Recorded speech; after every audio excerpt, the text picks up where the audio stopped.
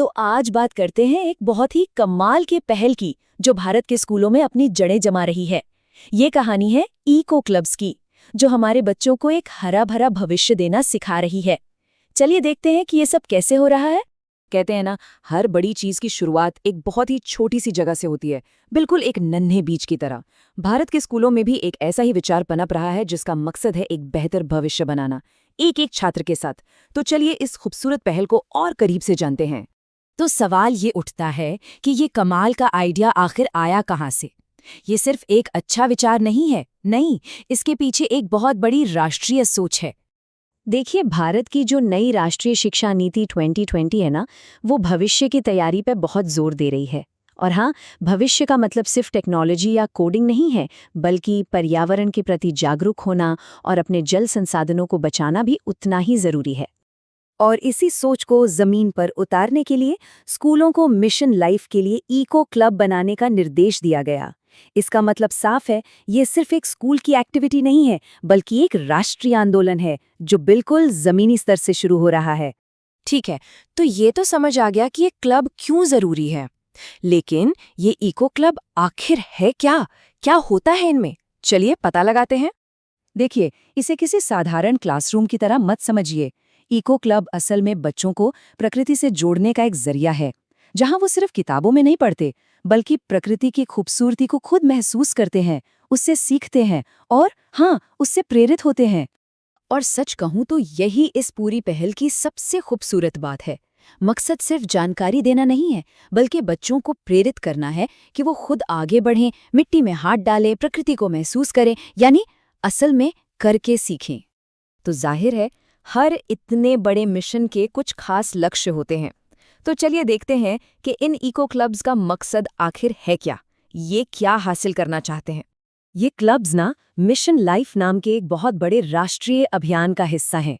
Mission life मतलब lifestyle for environment, यानी पर्यावरण के लिए एक बेहतर जीवन शैली। तो आप देखिए, ये सोच सिर्फ स्कूल तक ही सीमित नहीं है, ये एक बड़े नेशनल मिशन से जुड़ी हुई है। और इसका मकसद सिर्फ पेड़ लगाना या पर्यावरण बचाना नहीं है, बल्कि बच्चों को एक बेहतर इंसान बनाना भी है। इन क्लब्स का लक्ष्य है कि बच्चों में आत्मविश्वास आए, लीडरशिप स्किल्स डेवलप हों और सबसे जरूरी, वो पर्यावरण के मुद्दों को लेकर संवेदनशील बने। चलिए अब आते हैं सबसे मजेदार हिस्से पर। थ्योरी तो बहुत हो गई, अब देखते हैं कि ये क्लब्स असल में करते क्या हैं, क्योंकि यहाँ सब कुछ करके सीखने पर ही तो टिका है। तो एक इको क्लब में असल में होता क्या है, क्या करते हैं बच्चे?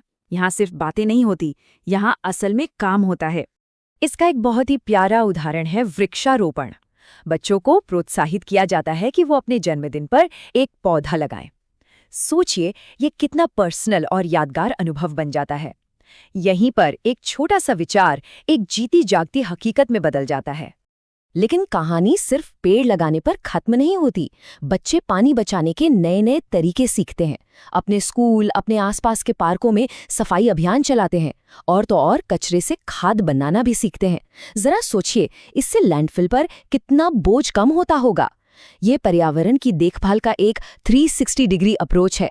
एक और बहुत ही कमाल की पहल है पोषण वाटिका। इसे आप न्यूट्रिशन गार्डन भी कह सकते हैं। यहाँ बच्चे खुद अपनी सब्जियां उगाते हैं, वो भी पूरी तरह ऑर्गेनिक तरीके से। इससे उन्हें पता चलता है कि जो खाना उनकी प्लेट में आता है वो आखिर आता कहाँ से है और उसे उगाने में कितनी मेहनत लगती है। और उन्हें वेस्ट मैनेजमेंट का 5R सिद्धांत भी सिखाया जाता है। ये 5R क्या है? रिड्यूस, रीयूज, रिसाइकल, रीपर्पज और रिफ्यूज।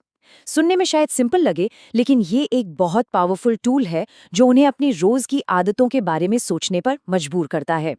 तो इन सब एक्टिविटीज का, इन सब कोशिशों का असर क्या होता है? क्या ये सिर्फ स्कूल में कुछ पौधे लगाने तक ही सीमित हैं? बिल्कुल नहीं। असल में ये बच्चों और समाज में एक बहुत बड़े बदलाव की नींव रख रहा है। देखिए, सबसे बड़ी बात ये है कि ये किताबी ज्ञान और असल जिंदगी के अनुभव के बीच के गैप को भरता है। किसी किताब में प्रदूषण के बारे में पढ़ना एक बात है, और खुद सड़क पर उतरकर सफाई अभियान में हिस्सा लेना बिल्कुल दूसरी, है ना? यही फर्क है। तो इसका असर बच्चों पर बहुत गहरा पड़ता है। वो सिर्फ पर्यावरण के बारे में नहीं सीखते, बल्कि उनमें लीडरशिप, टीम वर्क और कम्युनिकेशन जैसी जरूरी स्किल्स भी डेवलप होती हैं। ये उन्हें एक बेहतर और ज्यादा जिम्मेदार बनने के लिए तैयार करता है। और आखिर में ये सारी बातें एक बहुत ही गहरे और ज़रूरी विचार पर आकर टिक जाती हैं। यही संदेश इन इको क्लब्स के दिल में बसता है कि ये धरती, ये ग्रह हमारा एकमात्र घर है और इसकी खूबसूरती को बचाए रखना हम सबकी साझा जिम्मेदारी है। तो ये इको क्लब सिर्फ एक स्कूल एक्टिविटी भर नहीं है, ये एक आंदोलन है। एक ऐसा आंदोलन जो हमारी अगली पीढ़ी को, हमारे बच्चों को इस ग्रह का सच्चा संरक्षक बनने के लिए तैयार कर रहा है। और यही वो बीज है जो एक ज्यादा हरे भरे और बेहतर भविष्य की उम्मीद जगाता है।